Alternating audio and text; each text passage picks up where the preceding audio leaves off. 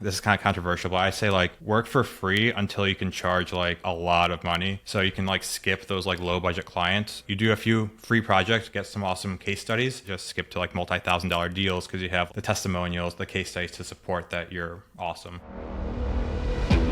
Welcome to the Young and Driven Podcast, where we explore the world of entrepreneurship. Join us as we dive into the nitty-gritty of what it takes to start, grow, and scale a successful business. We're on a mission to share our experiences, failures, insights, and advice with others.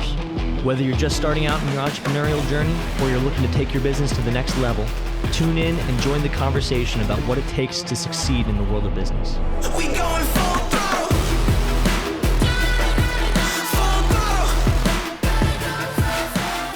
Welcome to the Young and Driven Podcast. I'm your host, Grant, and I'm sitting here today with Chris Pieta. Is that your last name? I should have known this in the first time. This is an awful intro. Chris, how do you pronounce your last name? Pieta. Pieta. Okay, is that Italian? Yeah. That's dope. That's awesome. It's technically Polish, but a lot of people, it's like also an Italian word. Okay. Yeah.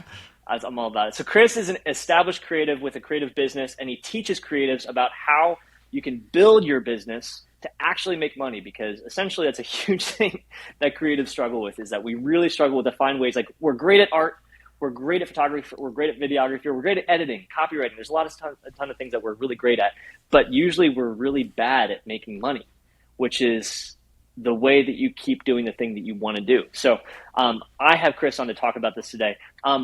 Before I move forward, and I haven't done this before, but if you're listening to this, just like the video, if you wouldn't mind, subscribe to the channel. I have a ton of excellent guests come on and talk about their business and how they got from point A to point B. So if you're wanting and you're interested in hearing people that are like Chris, that are established in their field, that have a ton of expertise, and you want to hear more about it, then give that subscribe a push. If you're listening on Spotify or Apple, would love it if you had a review. This just helps other people hear it. And honestly, if you just get value, I don't make any money from this. I just want to make sure that other people can hear it and get value too. So that's the goal. Chris, thanks for coming on. Can you give me like a 2-minute, really fast background? 2 minutes might be aggressive. 2 to 5 minute background on what you were doing before, and just talk me through your last, especially like 5 years, and what you've been doing, especially the last 2 years with your creative business and teaching how to be a creative business owner. Awesome. Let's do it, Grant. Yeah. So thanks for having me on. First of all, excited to be here. Excited to share some knowledge. Let's start in 2016. That's when I graduated college. I went to school for chemistry. After that, got a typical like 9 to 5, working for a food company, doing like regulatory work, quality assurance work, all that good stuff. And I actually didn't really grow up as a creative. I have like a science background, really analytical background. But then 2017 is when I picked up a camera for the first time. I bought like this nice Canon camera for like a trip abroad to Japan, because I just wanted something nice for that trip. Immediately fell in love with photography, started doing it like every single weekend here in Chicago. Would go out, photograph the streets, the city. It was awesome. So spent a couple years just trying to perfect the craft, get really good at the photography itself, and kind of just fell in love with it. Around the same time, so now it's like 2018, 2019. I'm not really happy in my 9 to 5 anymore. Kind of been consuming a lot of like entrepreneurial stuff. So like Tim Ferriss, Gary Vee, all those guys back in the day. Yep. And I didn't really grow up around entrepreneurs or anything like that. So I didn't really know like what was possible. So the internet was my best friend there, and books, just learning kind of everything there is to know. And yeah, it seemed like photography was the kind of like way out of like that 9 to 5. The goal really wasn't to become like a professional photographer. The goal was to have some sort of income stream that replaces my 9 to 5. And my goal was to just have the freedom of working for myself. And my camera was the answer to that. So 2019 kind of spent that year figuring out how people actually make money from this stuff. So a lot of research, and like, I have to get paying clients. Do I want to do weddings or do some other stuff? So it's just a year full of just searching how I can actually make $1 with my camera. And then 2020 is when I kind of went all in on it. Started putting Interesting in a year lot of to time, go like, all in. Interesting year to go all in. It was like it was like January where I was like, okay, I'm gonna make this work. So would wake up way before my 9 to 5, work after I got home. I'm just putting a lot of hours in, and then around March, like early March, is when I got like I worked with like this coffee shop. Just walked in, introduced myself, took photos for them. And as we all know, like a few weeks later, pandemic hits, everything's closed down. So every client that I had like lined up, like other coffee shops in the neighborhood, just no budget. So was sad for a few weeks, and then I was like, okay, let's get back right to it. So pivoted, started looking at like online clients, so e-commerce brands, doing product photography for them. So that was like kind of who I was gonna start targeting, start working with. And around the same time, I bought this like online course for creatives. It's no longer around, but it pretty much taught me everything about sales and like how to find people to work with, how to contact them, how to like have a sales call with them, all this stuff, which I had no idea how to do because I was a creative. I wasn't like a salesperson. But yeah, it was a lot of like repetition of that, trying to actually land an online e-commerce brand client. And then in July of 2020, landed that first client. And from there, I just quit my job because it wasn't You got one client and quit your job? Yeah. Now there's a lot to unpack there, but it was like a $500 client, so tiny. But it was me getting that client was more so me like proving that the system I developed was working rather than like the actual paycheck. Because I spent like all of 2020 just building out this like sales system, client acquisition system that in theory would work. And in theory, if I get one client, I could get 100 more. So that first one was just kind of proof of concept of that. And like once that happened, I was like, okay, I'm done with this job, going to go all in on photography. Now with that, I did have like 6 months of savings saved up. So I was like, okay, worst case scenario, I'll just go back to this job after 6 months. But 3-4 years later, here I am still doing it. So 2021 was a wild year. We scaled to 3 team members that year, 1 full-time, 2 other part-time. Then 2020 is kind of when I started teaching, or 2022 is when I started teaching other people how to do this stuff. So like through YouTube, teaching photographers and videographers how to like run their businesses, how to get clients, just as like a way to get back to the community, because that's kind of where I learned my stuff. And then I saw a lot of traction. A lot of people in the comments were saying, hey, because of the stuff that you're saying, I was able to quit my job. I was able to land clients, all this stuff. So I was like, okay, there's something here. So I spent end of last year developing this program to kind of help photographers, videographers, designers pretty much start and scale their businesses. And 2023 I'm primarily just in this education company working with other photographers and videographers and helping them grow their companies. That's awesome. What's the biggest pain point you see for people trying to make this transition, especially starting full time? So like most of the time, I'm guessing similar to you, someone that is skilled at photography probably is skilled at some level of networking, and maybe they started in the less of the B2B side. They started more so in like the wedding photography side and like B2C. But like what's the biggest pain point that you've discovered for some of your students? Yeah, the biggest, I mean, it's just getting clients in a repeatable fashion. Like being able to do that is definitely what most people struggle with, because when people first start earning money with photography, it's most likely from a referral or something like that. So it's not really like they got the client themselves. It's like someone heard they're a photographer and approached them. So I think that's when that happens, it kind of gives the photographer, videographer like this feeling that people should be approaching them. But in reality, it should be the creative who approaches the clients that they want and kind of selling themselves rather than like marketing themselves, at least like early on. What's your thoughts on cold DMs and reaching out to people as a cold DM method? Do you like it? Do you not like it? Yeah, I'm all for it. I think it's a great way to get clients. Cold DMs, cold emails, I think that's fantastic, especially when you're starting, because one, like when you get responses, you're either going to get like a yes, maybe, no. But if you get like a maybe or no, you can actually dig into that and see like why they don't want to work with you, which is pretty big, because you can be like, hey, I know this isn't fit, but can you tell me like why? And they'll be like, oh, your portfolio doesn't really match our vision, or maybe it's your pricing, or there's something there that made them say no. So that really helps you develop your own company versus like someone that's like passively marketing, they don't get that feedback, and Yeah. they won't be able to grow as fast. You took a risk when you were at $500 MRR, monthly recurring revenue. What did that feel like in that initial moment? Just being like, okay, I understand you felt like you had some security, but that jump is scary. So what did that feel like for you?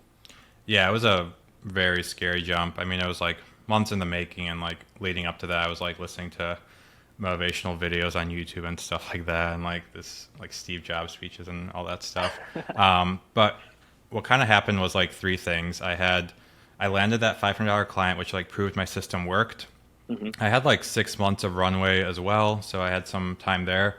But also I felt like I was approaching burnout because I was just putting so much time like outside of my job into this. So I figured like if I don't do this right now, I think I'm just going to start heading down like a downward spiral, and I might not be able to ever do this. So it was like a calculated risk. I bet on myself, and it paid off. When you hit your tell me how you felt when you hit your first 10K MRR. Like how fast did it take you to scale from like 500 to a place where you're like, yep, I actually can grow a business and hire people out of this? Yeah, so that was July 2020, and for the next You did it July. You went from spring, or you did July 2020 is when you hit 10K.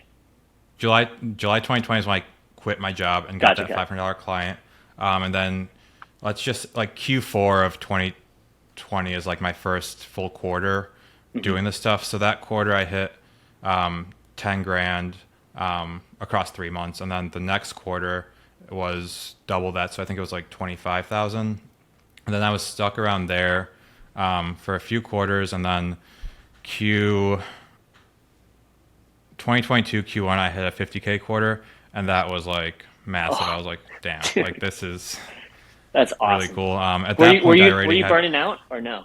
Were you burning out from the work perspective? No. You were like, I got it. Yeah, I was cruising.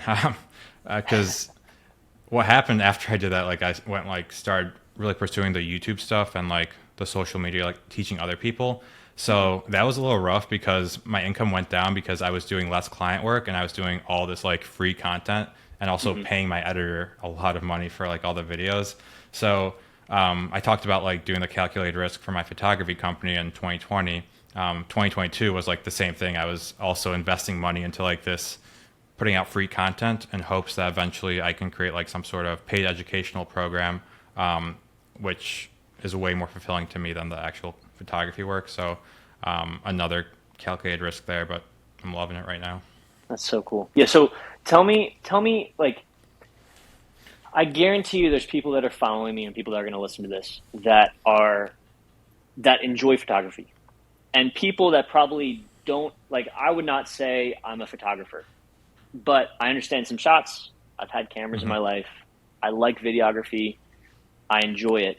What is the, like, do you think that everybody can just learn everything they need to know in order to start charging money for it? Do you think they need to learn everything they need to know about the skill itself from YouTube, or do you think it's required to take a course in order to get there? Yeah, so in terms of like the actual creative, like learning the photography itself, that's a lot of, like for me, I didn't take any photography courses. I took like a photography business course back in the day, or creative business course. But the photography was just like trial and error. So I practiced like every single day, would go out shooting, watch YouTube videos, and then like go back home, see what went well, what didn't go well that day. So self-taught in that regard. And like, I'm definitely not a world-class photographer. But on top of that, like photography skill, I stacked like business skills, which allowed me to start landing clients. Even though I'm not like the best photographer out there, I'm still really good and I can deliver brands results. So I kind of understood that it wasn't just about being the best photographer. It was about being the photographer that understands clients' needs and can deliver on those and land clients. Nice. So you were honing in on the customer service aspect of it. Yeah, 100%. and like of course you have to deliver on the result and you have to make sure they're happy, but the communication side of it, and then just like how you structure your contracts to make sure that you're over fulfilling. Is that kind of like what you specialized in? Yeah, because early on, like I knew I couldn't compete with like the people that have been doing this for a decade. So like I competed on like fast turnaround times and just like really awesome customer service. And Yeah. I could just, people would work with me rather than those people because I can just deliver in a few days rather than a few weeks. And that was huge early on. Tell me about the difference between a project-based contract and a retainer contract, and which do you prefer? Yeah. So the way I approach these, when I first started, I would take any retainer that came my way. But now I always want to do an initial project with a client, just so I know what kind of client they're going to be to work with. If so, I want to like I'm kind of auditioning them while they're auditioning me for this thing. So I want to make sure that they're easy to work with, easy to communicate with. Because if they're a pain to work with, I don't want to do like a prolonged retainer with them. So for those kinds of things, I always do one project and then I pitch a retainer after I like over deliver on that one project. Love it, love it. How many situations have you had where it really sucks and you're like, I'm so glad I did that and don't have to do a retainer contract with you? Yeah, there's been too many to count. I mean, I learned this lesson the hard way because I signed like a huge retainer with a client, and then like 6 months, it was like a 6 month retainer. I'm like, okay, this sucks, but I'm locked in. So How soon did you realize that it sucked? uh, Was it like month one or two? It was like month two. But I mean, hey, it was a great learning experience, and like now, like the stuff I teach, like my students, I so this is kind of controversial, but I say like work for free until you can charge like a lot of money. So you can like skip those like low budget clients. So you do a few free projects, get some awesome case studies, and then you can kind of like skip those $100, $500 clients and you just skip to like multi-$1,000 deals because you have like the testimonials, the case studies to support that you're awesome. Yeah. So You're saying do it for free in exchange for case studies. yeah, so like when you're first starting out, build yourself a portfolio, and then you approach brands saying, "Hey, I'm new to this thing. Don't have that much client work, but I'm an awesome photographer. I'm trying to build up my business. I'll do this for free for you in exchange for a case study or testimonial." And nine times out of 10, people say yes. And if they say no, dig into that again, see why they're saying no, and then build from there. That works really, really well for someone that already has, maybe you're a college student and you're trying to be like, how can I be a creative? Or you already have a job and you're saying, oh man, I really think I would love to turn this hobby or this passion of mine into a business. Then I guarantee, well, first off, and just like you're saying, like your process of how you grew as a photographer is you went out every single day and you did photography and you come back home and you assess and you'd be like, okay, this went well, this didn't go well. That process can be done for other people too, which is really interesting because it's like if you just go out and you say like, hey, I want to give you free content, which by the way, every business wants free.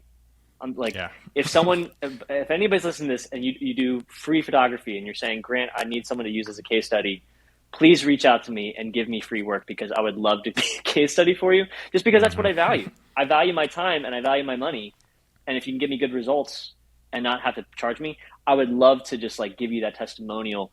And not only do you grow, but you build that portfolio just like Chris is saying, and then you also can just leverage that and you can build a business. I love that thought because too many people, so I'm going to say this and I want to hear your thoughts on it. I think creatives grossly undervalue themselves. I think grossly undervalue the art form. They charge based off of how, like, it's almost like how much do I think I can, like how much do I think I'm worth, and that's what you charge at, not how much does the client see this project worth. So like, for example, like you have, I think the Future talks about this a lot, and I love their material.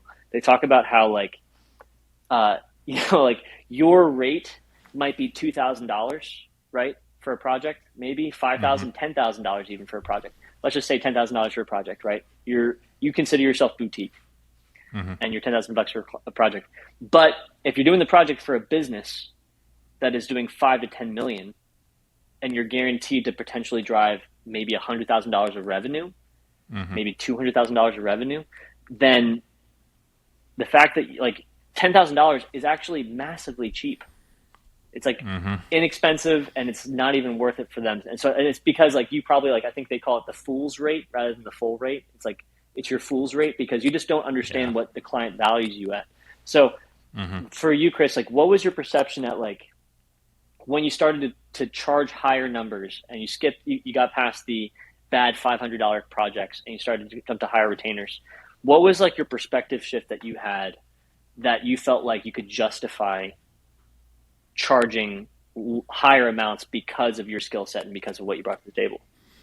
Yeah, I mean, what you said earlier about the how much businesses can make off of your creative, that's like exactly how I teach my students as well. So like my process was just me continuously increasing my rate over time until like I had to build my own confidence in that to be able to charge that much. But now looking back on it, I think I wasted a lot of years just like at those low numbers, because I had like one of my students, he came to me because he was charging very, very little for a project, and he was charging like $1,000 for a lot of photos. Like it was like 50 or something, like a lot of photos. So I had him do like this thought experiment, pretty similar to what you were talking about. Like if I asked him, like, if this company was going to make $100,000 off of these photos, would you feel like you charging $1,000 is undercharging? He said, yeah, of course. So that I feel like unlocked this like perspective shift in his head, where charging $1,000 was way undervaluing his work when the business can make so much money off of those photos, and they would happily pay that rate too.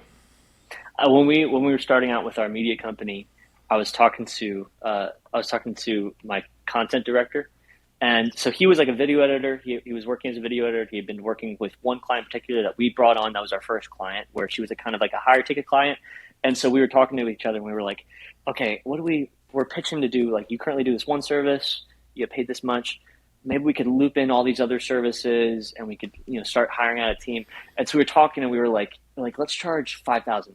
And he was like, no, that's way too much. And I was like, dude, let's maybe, like, what do you think about $6,000? And he's like, no, that's way too much. There's no shot she said. And I was like, we settled on, like, I was like, I'm gonna go crazy. We're here. The worst she could say is no. Let's charge $7,000. And that's like our monthly retainer price for her to do all this stuff. And so she said yes, and she was like, yep, this is great. We started working for her.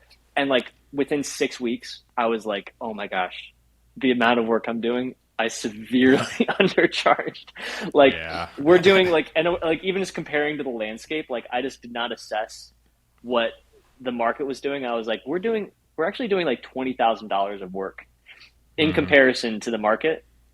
At the bare minimum. Wow. And so like it went from like this, oh my gosh, I can't believe we got a $7,000 monthly retainer, to like we're like losing money on this deal because of how many people are invested and how much time it takes and how much we're like driving the results. It's just like I was like, okay, this is just it completely shifted where I'm like, okay, now I'm like, if I'm gonna do that same thing, I'm like, I'm sorry, it's like 10 to 15. And that's like, I know if you think that's a crazy number, then it definitely won't be a good fit. And I can find people that will be. Yeah, that's the thing. Like you'll be able to find people that fit the number that you want to charge. Yeah. And you know what's so funny is I'm also realizing, and maybe you've realized this too, and me personally, like I am not attracted to small numbers.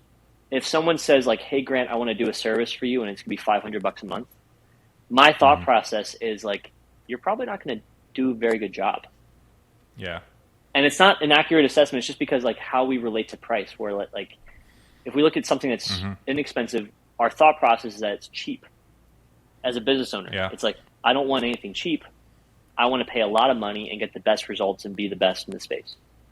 That's like, if at least it sounds like that's what, like, maybe we're just in a circle of people that think that way. But that's my thought process. Whereas like other people, they're like, what's the lowest amount of money I can get for this? I'm like, nope, you're the best. And so how can I pay you to be the best? Because if I want you on my team, I want you to be paid more than everybody else to do exactly this.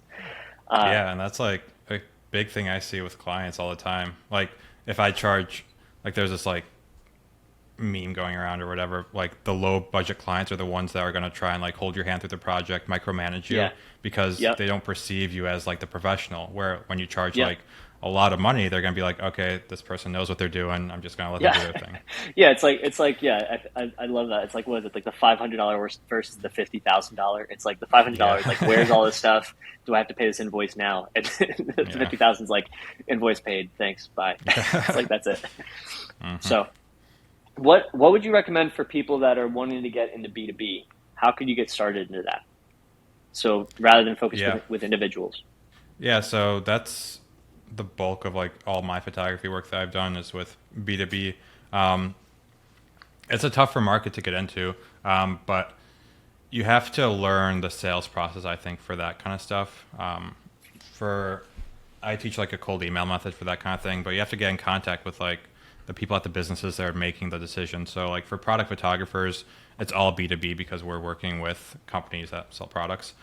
So getting in contact with the marketing directors, the VPs of marketing, those people, and just putting yourself out there, offering some sort of value. So don't tell them, hey, I take great photos. Be like, hey, my photos can help increase your brand awareness. So always like pitch them in with the language of like what they're going to get out of it. Don't make it about yourself, make it about them. And from there, you hop on a discovery call, sales call, talk with them, figure out what issues they're facing. Are their Instagram ads not performing as well? Do they need a new banner for their website? However, ask them questions that will lead to you being able to solve their problem. That's how these people think. So from there, depending on what they say, you craft a proposal and be like, hey, new Instagram assets, new hero image for your website. Send the proposal their way, and then you follow up until you get a yes or a no. I love it. What's the secret to getting a yes via cold DM?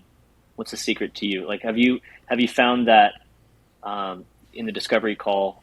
Like, yeah, how do you navigate the discovery call to make sure that they feel heard and that you get to pitch yourself legitimately? Yeah. First off, it's really hard to get people on the phone. So if you're on the phone with someone, that's great. They already are interested somewhat in buying from you, and they're going to listen to what you're saying. And like the cold outreach itself, you always want some sort of like credibility statement and then like a very clear ask at the end. So like if you've worked with any companies before, have any case studies, have like a sentence or two in the cold email, just calling that out to make you more credible than everyone else who's emailing them.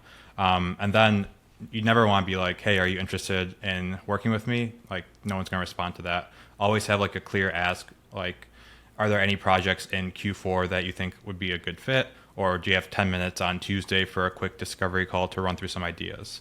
You want a very clear ask that they can quickly reply back to the email, yes or no. And I think that's a big way to just drive more calls. Can you tell me about what felt like your biggest win? So like even you're transitioning to education, and I guess you're scaling a second business fundamentally, education and e-learning. Your coaching model, that's a completely different business. So what's been your biggest win that you've been like, yep, this makes it worth it. I'm so glad I'm doing this. Like in my education company? Yeah. All the testimonials I get from my students, those are like incredible. Hearing my students like win and being able to land like multi-$1,000 deals because of like what I'm teaching, like there's nothing more fulfilling than that. Like they're able to live their dream lives, like provide for their families, and it's awesome to see that. Like it's so way cool. More fulfilling than like, it's great taking photos for clients and like having a fancy like collagen powder on their website, but like hearing the students I teach like, hey, I was able to land this client, and because of that my family can take like a trip to wherever. Like that's awesome so cool to hear. Like it's really fulfilling stuff. What you went viral for a teaching how to shoot on an iPhone video, right? What did you think about that? Do you like that that's what you went viral for, that's what you've gotten so much of your subscribers for? Do you want to make that kind of content again? And for people, I'll put it in the show notes here. There's this, it's really cool. It's basically saying like, it's proving that you don't need fancy equipment to get started doing something cool. And it's like, here's how to shoot a really impressive video using your iPhone, which that's like a misconception, is that like equipment is everything. Equipment's good. I'm not saying equipment's bad, but like you can do so much with so little. Yeah. That video went out probably a year ago now. It's when the last iPhone came out, so last like September, October. But backtrack, like I make a bunch of like business stuff on YouTube, and that's not going to go viral. So it's really educational, but it's not going to like get a million views. High value. Yeah, it's high value. Yeah, it's super valuable. It's converting content. Yeah. Yeah. But then like the iPhone video, I was like, okay, I like technology. I love new technology. I love photography. When I got the newest phone, I was like, oh, this is like as good as my actual camera for like street photography. And like, Yeah. and then like I went like on a trip to, I think it was Seattle, and I only took that camera. I only took my iPhone, and the Yeah. photos were awesome. So I was like, okay, let's just teach everyone how to use their phone to take photos as good as like a video camera can. That's so cool. So yeah, the goal of that video is just to provide, to enable people to learn how to use their phones as like their primary camera, which we taught like composition, lighting, how to edit, so like all the basics. So it's like a crash course on photography, just using your iPhone. And that video is sitting at like, I think almost 2 million views now, which is like crazy. Cause like when I think of that, I'm like, okay, I've changed like millions of people's lives, millions of people's approach to photography. So a net positive to like society. Everyone's just taking better photos. Did you get hate on it for people being like, no, it's not possible, or like, no, you can't do this? Or was everybody be like, shoot, I need to do this right now? Yeah, there's so many interesting comments on that one. There's some like, every video has hate on it, and it's like whatever. Yeah. But then there's some comments of like, I remember one was like this retired photographer who was like, I used to have to take all this equipment on all my trips, this heavy backpack, but now my back hurts. Thank you so much for this video for my like Europe trip. I'm just taking my phone and I'm all set, which is like cool to hear that. That's awesome. That's awesome. But yeah. I'm starting a mission similar to what you described before, because like something I want to get better at is learning how to tell like visual stories and just like simplify and just like get good at storytelling on a basic level. So like my mission is I'm going to try to do a daily vlog for 100 days and fit it into my schedule, learn how to shoot, like learn how to do the stuff that is not my skill set. But I need to know how to edit to have context to like be able to train more people efficiently.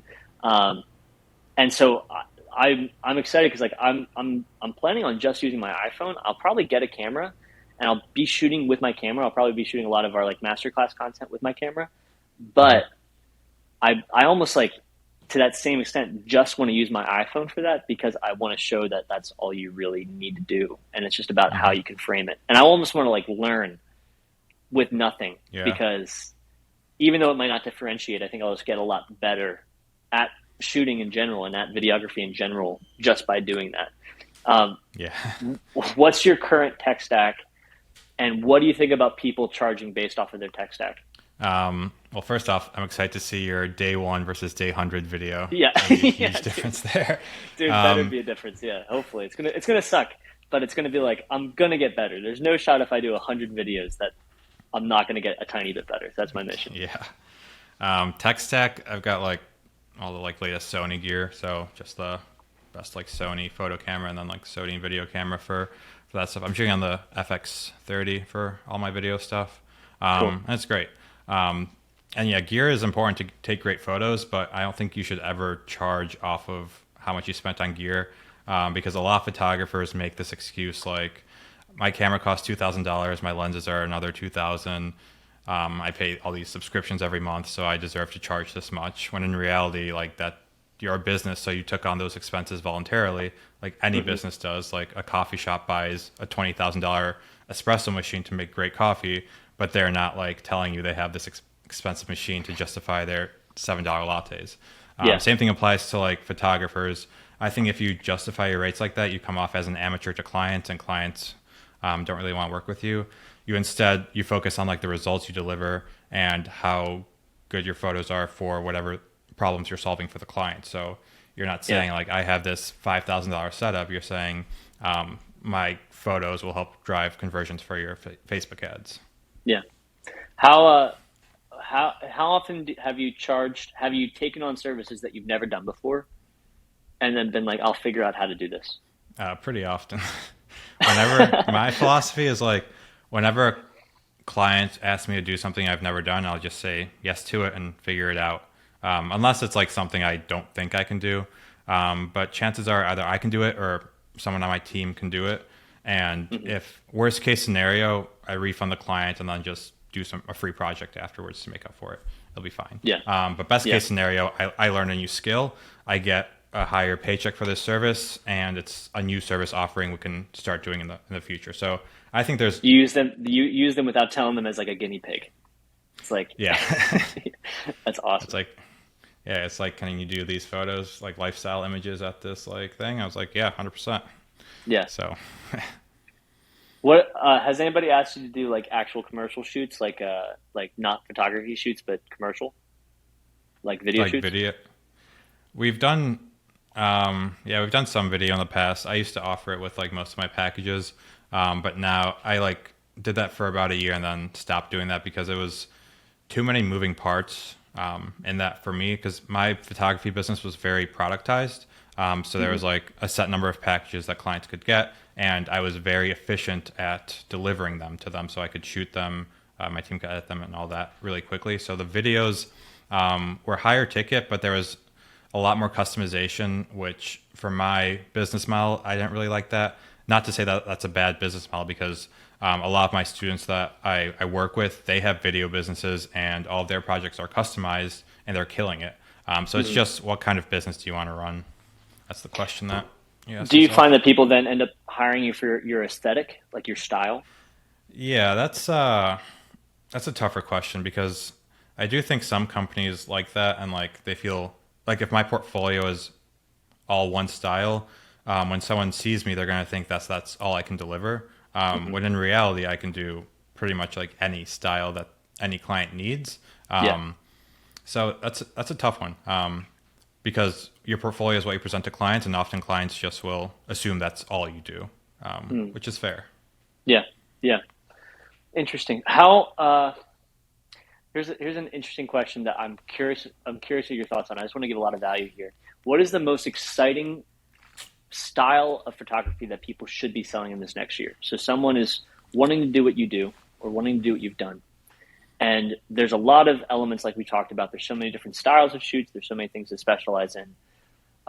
What do you think is the next wave of this? If you get good at this type of photography, of this type of shoot, and you pursue this type of client, things are generally going to go well for you in the next 2 years. That's a good question. It's a tough question too. There's a lot of talk about like AI in the product photography space and replacing photographers and all that stuff, and it can do a lot of great things. I think, I mean, if you're working with, if you're a product photographer working with like online businesses, like that's a growing market and that's not going away anytime soon. Rather than like the style itself, I would look at like the markets that you're targeting, and like what's a growing industry rather than a shrinking industry.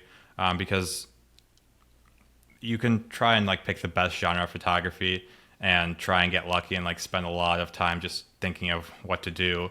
But someone else can also pick like a very boring standard genre of photography and just crush it by executing on the business fundamentals every day.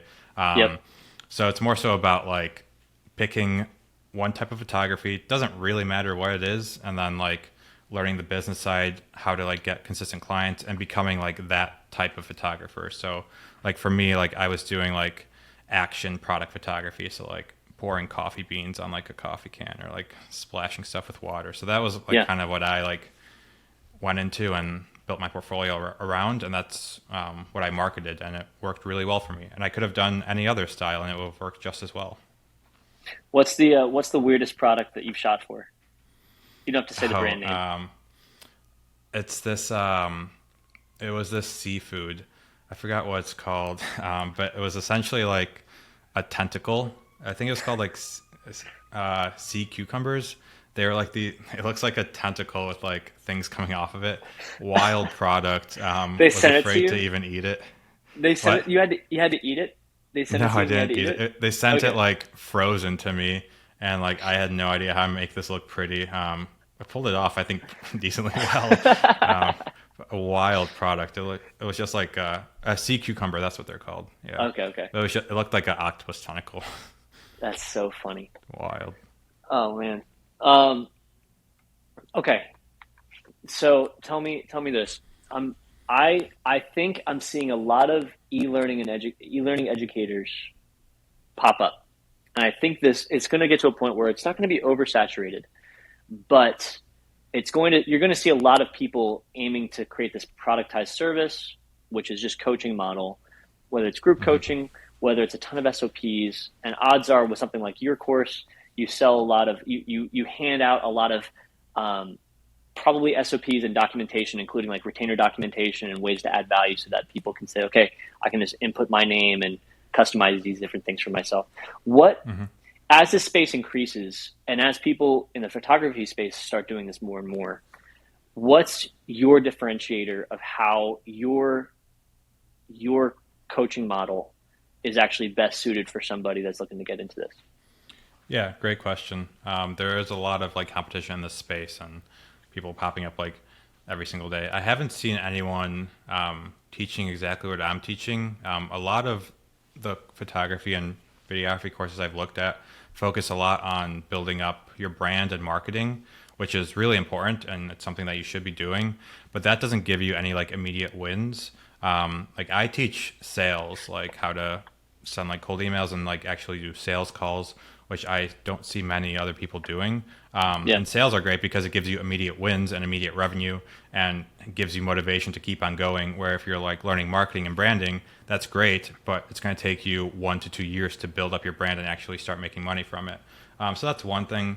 But really it's like the community that we build and the how like the coach shows up. So if they're like continuously trying to figure out best practices in the industry, staying on top of technology and like continuously updating what's found in the program and like advocating for their student success, I think that's going to be a big differentiator. And that's what I'm doing right now. And there's other coaches that do the same thing, also really great. So the people that are really invested in their student success are going to have like the most successful coaching programs. And there's a few like in my space that are doing that really well.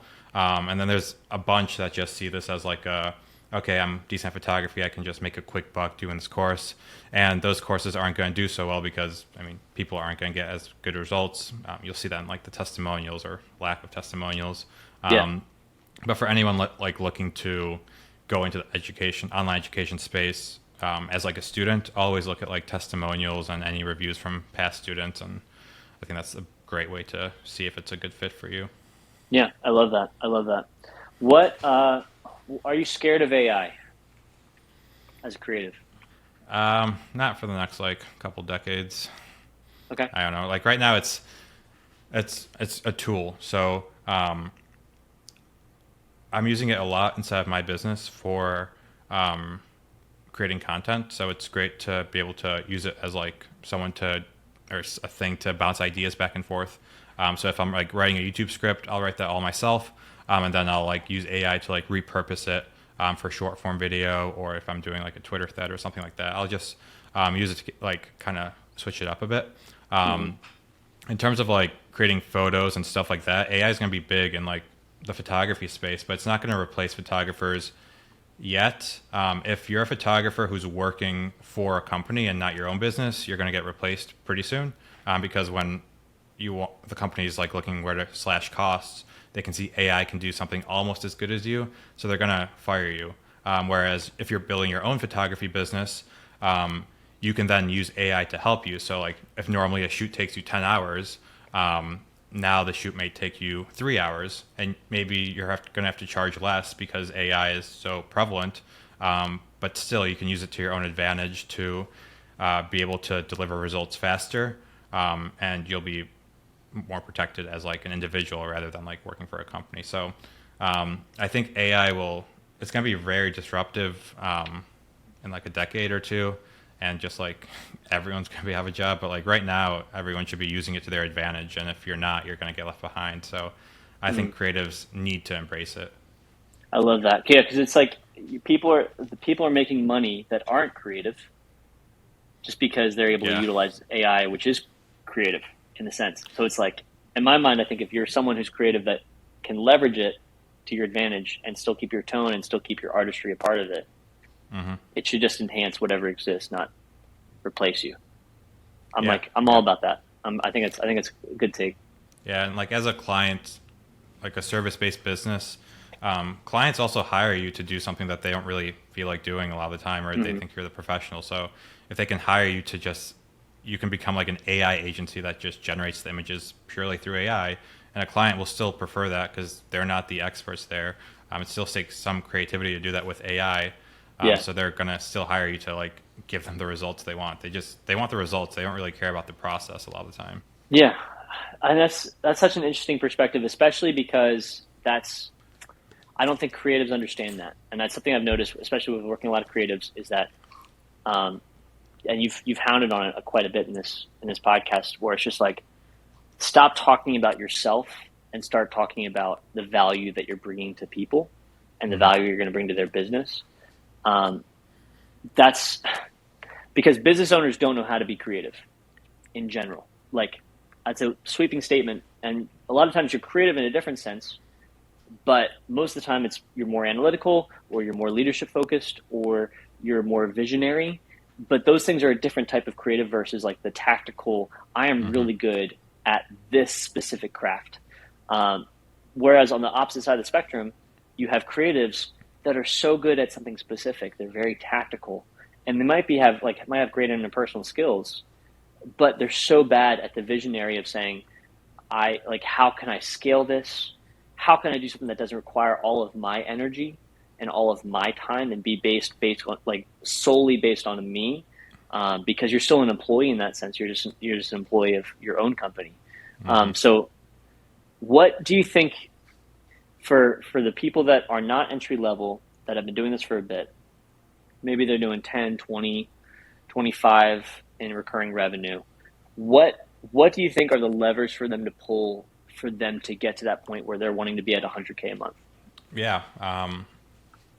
Well, part of that is just outsourcing and bringing a team on to help you. So when you don't have a team or anything, don't have like an editor or a virtual assistant to help you out with tasks, then definitely bring people on to help you with the things that you're not the best at. I mean, our coach says, like, do a time audit and see like what tasks actually generate you money and what doesn't. And taking photos and getting clients is what generates you the most money. Editing photos and doing admin stuff doesn't make you money. So that's like something that you should offload right away. Staying on top of all things AI, I think is going to be very important, because that can be leveraged too. What's your favorite AI tool to use? Sorry to cut you off. ChatGPT is probably it's simple. It's got pretty high, you could learn. So it's really easy to start using it, but there's like such a big learning curve to make it really, really good too. So really great tool there. Yeah. What do you have you tested? I think we're about to test Superhuman. Have you heard of this? Oh yeah, I use that for email. Yeah, I've been using it for like a year for email. Do you like it? Yeah, I think it's great. Cool. Everything's like super fast about it. It's really intuitive, so it's like relies on keyboard shortcuts a lot. So it's like very fast to like clear your inbox and everything. It's pretty expensive for what it is, but for me, it's worth it. Yeah, that's cool. Yeah, I'm looking because I've been diving into it. I talked to someone. I recorded a podcast interview with someone in the tech space, but he's like, he's all about automation, and he's a SaaS founder, and he's like, every way that I can optimize my life, that's what I'm going to do. But I think there's some value to it. I think there's like, I think exactly like what you said. Like, there's things that you want to be hands-on with. There's things that are really important that drive your business forward, and most of the time, it's going to be in the sales, or it's going to be in the client relationship aspect, or team management aspect, even. And in other cases, it's like outsource everything else, or find people that do it better than you can do it. I love that model. How fast should someone hire their first employee, in your opinion, doing the creative space? So say a photographer that's solo, how soon should they hire someone to help them edit and someone to help them with admin? Depends what their like goals and dreams are. If they want to like scale their company, then as soon as they can afford it, I would say. Because it's just going to save you so much time. Like, the first hire, I think, should be an editor, because you can find editors relatively cheap, like on Upwork.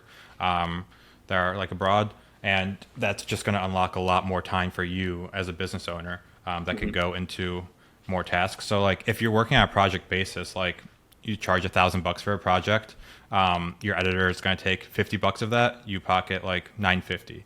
So if you're working with an editor on a project basis, you can work with them like right away. It's not like it's someone on your they're not salaried in your company, so it makes sense to do it right away so you can have that extra time.